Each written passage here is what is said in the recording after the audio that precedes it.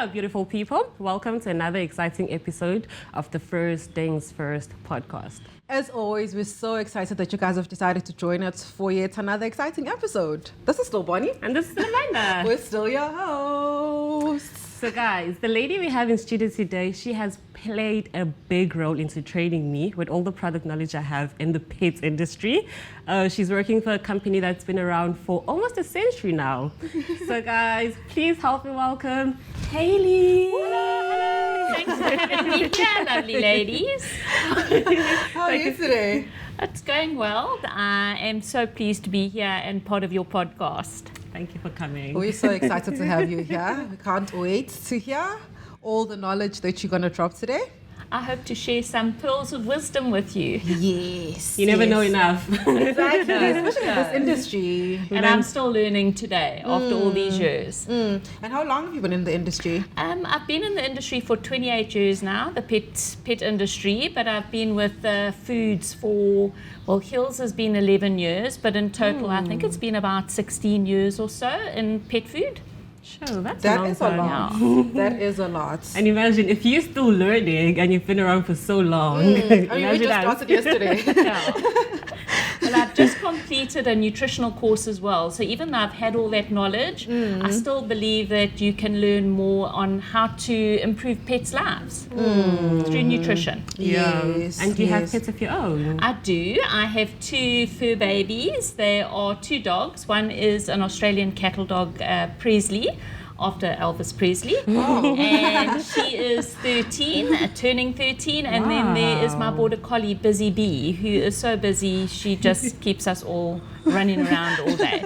And how old is Busy Bee? She is just turned 7, so she's also become a senior lady, a little bit of, I keep thinking of them as young, just young adults, but they're definitely old ladies, and one has become a geriatric.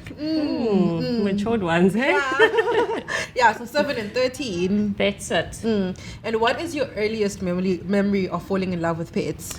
I think I must have been around about 6 or so. I got given my first little dog, was a Pekingese, a puppy. And I fell in love with this dog so much so, but I think I drove my family crazy because my dog and I used to spend the entire day having conversations. So I had a voice specially made for her, which I don't know if I should be sharing that on your podcast. But I fell in love, and for me, animals have always been a part of my life. That's nice. That is really interesting. So you'd have like these one-on-one conversations? Absolutely, and she would answer back. No barking, words. No. So you never needed like an imaginary friend growing up? No. You had your I Pekingese. had my best friend from the start. That is very interesting. I'm worrying that you're laughing so much. I mean, not you judging. were 6. Yeah, I mean, you were 6, so we're judging, but with like grace. I'm glad to hear that. And what was the baby's name?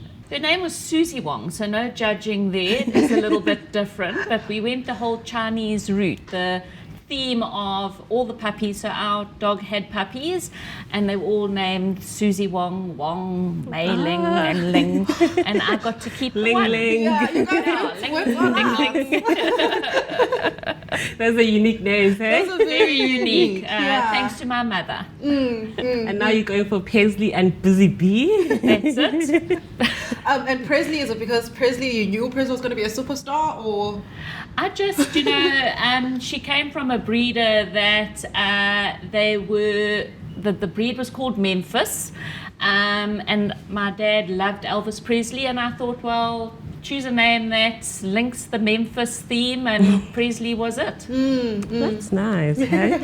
And for someone who would also have matured dogs, because your babies are matured, is there a difference in terms of feeding? How do you feed? How do you separate the feeding guidelines in terms of an adult, a puppy, and a mature baby? How would you let them know? So it is very important that people know that they should be feeding for life stages. So puppies, kittens should be fed a specific product or food, and then you would have a food specifically designed or formulated for adults, and then you have your senior diets.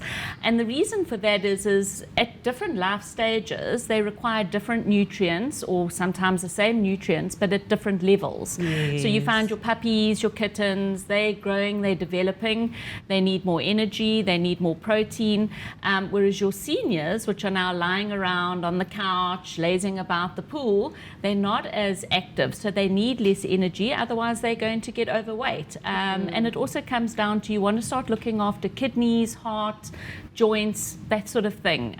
So really important that if people are looking for foods for their dogs, specifically dogs, you want to feed, and cats, you want to feed life staging. Okay, so just to piggyback off Bonnie's question, how do people know then that they're giving their dog the right nutrition, right? How do they know this is the correct food and things like that? Okay, so it's really important that people have a look at the labeling on the foods that they buy. And one on there, they will be able to see whether it's specifically for puppies, kittens, or what age category is that food formulated for. But another thing that they should be looking for is that it actually says it's complete and balanced. Okay. That means that they're getting the right amount of nutrients for that particular puppy, kitten, dog, cat, at that stage that they require. Okay. And just to the question that Amanda just asked, so just to check, Presley is 13 years, right? That's correct. Does he still have teeth? She does. I'm just checking because I know as they grow, some turn to lose teeth as well. So if someone were to give wet food, like a premium brand, but it's still wet food, would you say there's different nutritions in the wet food and the dry food? That's a great question, Bon. For me, so what they have sort of proven is dogs and cats that eat exclusively wet food have a higher risk of having dental disease versus those that eat exclusively dry food. That said, it doesn't mean that your dog or your cat is going to end up with a dental disease of with buildup of plaque tartar because they're eating wet food. One is the quality of the wet food that you're using. So premium foods, they are not high in sugars, they're not high in carbohydrates, but a combination of feeding, dry and wet, is fine. What you do find is normally it's smaller breeds tend to have a higher risk of having dental health issues, and that's because they have smaller mouths, their mouth cavity is a lot smaller, and so you have a greater chance of buildup of food particles in the mouth. Combination of bacteria, saliva is when you start to have the stickiness on the teeth, and slowly but surely, if that is not removed through various, you get chews that are designed to help remove, there's food that's designed to help remove plaque that's building up. If you don't do that, then you are going to have to look at having a dental. The only way of removing plaque build up to that extent is through scaling, polishing, and booking your dog or cat in for a dental. Okay, that's very educational. That is very educational. So you have 13 and 7. So they're obviously both seniors, even though you don't want to admit it. They're still babies. They're just They're still babies. What do you mean? So do you have them both on a senior diet right now? Are they on the same food? They are on specialized food. So Okay. you do get various different foods. So you can get your complete and balanced, as I said, which is life stage feeding. And then you can get diets that are made specifically for concerns that people might have. So maybe some dogs and cats tend to have skin sensitivities, so environmental allergies, then there are diets formulated for that.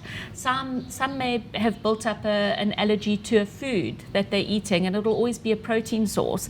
So then you'll find diets that have novel proteins. So what that means, it's a protein that they have never been used to eating. So usually it would be something like salmon or some sort of fish or duck. If it's a dog, and if it's a cat, it might be lamb. venison, something like that. So these diets are formulated to help with those conditions. And then you have other conditions that dogs and cats do get, whether it be osteoarthritis, which they're all going to end up having, and you can feed diets that help with reducing pain and inflammation, as well as slowing down the progression of arthritis. So for someone who just discovered now that there's a prescription diet or diets that are made specifically for different needs, and let's just say they're feeding like a normal diet, maybe like an adult food, how would they transition? So let's just say they want to move over to like a special diet to accommodate their pet's needs. So transitioning is really key, whether you're moving from a puppy food to an adult food to a senior food or onto a therapeutic diet, as well as if you're switching from one brand to another. Some dogs and cats are actually fine. They will just transition within a day. But it's really important to rather not do that. And the reason for that is if they have sensitive tummies, you're going to find two things could happen. Is they will either have vomiting, so they'll regurgitate their food because there's that sensitivity to a new food that they're eating, or they can have loose stools, sloppy stools, which isn't really nice for people to pick up. So transitioning is key, and especially for fussy dogs and cats, because some dogs and cats, it's not about taste or smell, it's about the feeding experience that they have in their mouth. So is it the shape of the kibble, the size of the kibble, the texture of the kibble, that it boils down to. So for me, I always recommend between a 7 to 10 day transition period. So they will mix maybe 70% of their old food in with 30% of the new food for about 3 days. And then you do a 50-50, and then you do 30% of the old food with 70% of the new food for the next 3 days. So you gradually introduce the new food. And for a person who's hearing prescription diet, right, somebody who hasn't heard, like Bonnie says, prescription obviously means you go through like a doctor and get a prescription and things like that. So in terms of like prescription food, do they need to go through a vet, or can they just get assistance from whoever's at the vet or shop or wherever the food is to get assistance as to put your dog or your cat on this food? Would you recommend that they go through a vet consult to be able to transition? So it depends on the disease that their dog or cat has. So quite often diseases they're not aware of. So kidney disease, quite often by the time our dog or cat has kidney disease, it's already severe and they do need vet's assistance. And their diet's formulated for that. But if you're looking at a dog or cat that is overweight, they can go into a veterinary clinic and chat to the receptionists that work there. They are really knowledgeable, and they can assist with a diet that is good for that particular animal. And then what they do is they'll give advice on how much to feed, how often to feed, and the expected weight loss that should be seen. Yes. Okay. And we do get different breeds, small, medium, large, giants, and all that. So for someone who has different types or different breeds, how important is it that they feed specifically according to the breed size, especially if you have a large breed dog and a small breed dog? How does it affect one? So when it comes to dogs, absolutely, it is really important that people feed small and medium breeds, can be fed small or medium breed, depending on the kibble size that they prefer. But a large breed dog, or when you get crossbreeds and you're unsure whether it's a large breed or a medium breed, I always say rather feed as a large breed puppy. Because what you want to do is you want to make sure that you keep those dogs lean. And quite often people, the way we are, the fatter the dog, the puppier it is. I don't want to see the ropes. That's it. You really want to keep them lean when they're growing, because those growth plates are still open and you don't want any pressure on those growth plates, because if they do have any specific joint issues, so say the puppy genetically has ended up with hip dysplasia and now it's overweight at 6 months, it's running around as crazy puppies do, there is a high risk of an injury happening, because that dog is now having to overcompensate because those joints aren't great.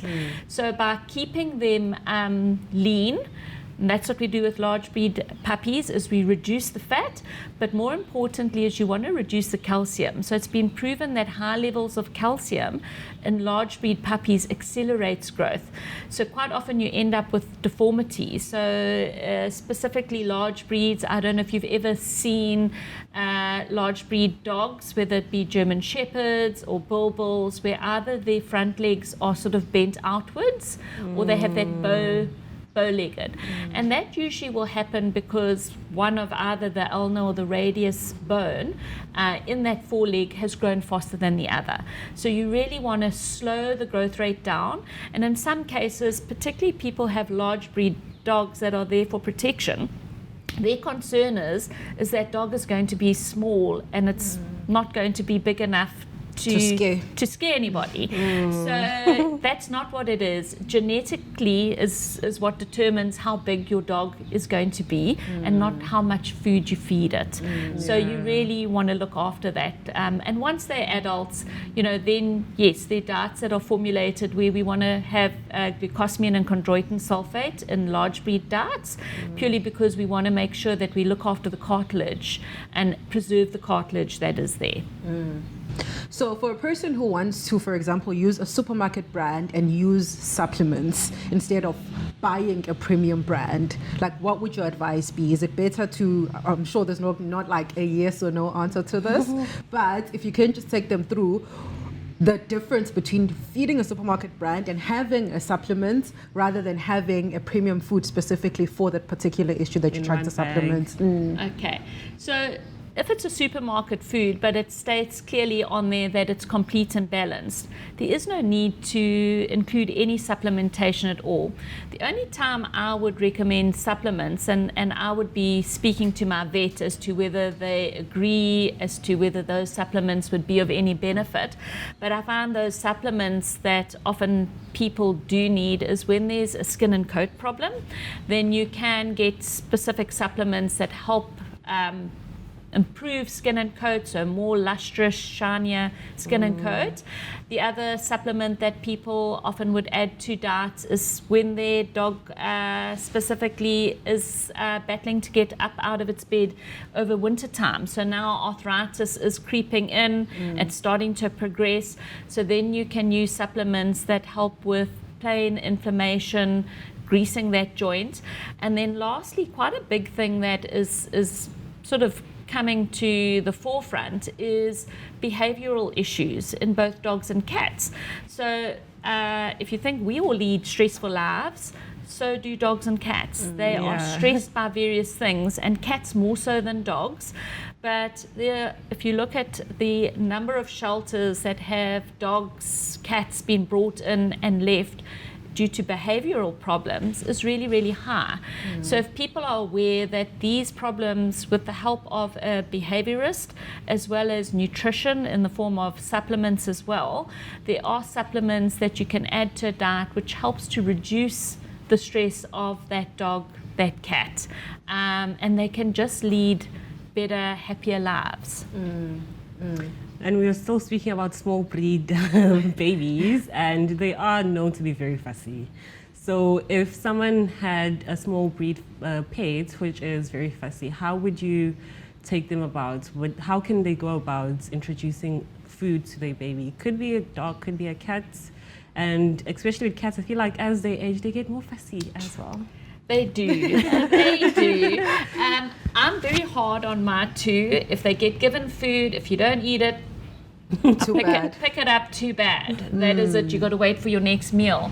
But when it comes to fussy, especially little dogs, and I'll use my mom's dog as a key example. I wonder what breed that is. Yes, she's a Pekingese.